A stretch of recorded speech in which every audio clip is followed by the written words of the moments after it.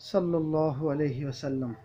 माँ जैसी हस्ती दुनिया में है कहाँ, लेकिन इस हस्ती की कदर, इस हस्ती से मोहब्बत आज नहीं है। माँ से मोहब्बत एक लफ्ज़ है। आज माँ से मोहब्बत एक लफ्ज़ है। माँ तड़पती हैं।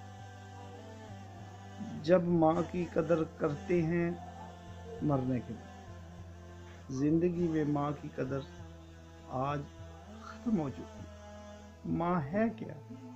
माँ चाहती क्या है? माँ से सिर्फ वफाएं निकलती हैं, दुआएं निकलती हैं, और हम नाफरमानियों के बोरे उठा के माँ को देते हैं, तकलीफें देते हैं माँ। तो हम हर किस्म की वीडियो बनाते हैं, तो माँ के लिए क्यों नहीं कुछ करते?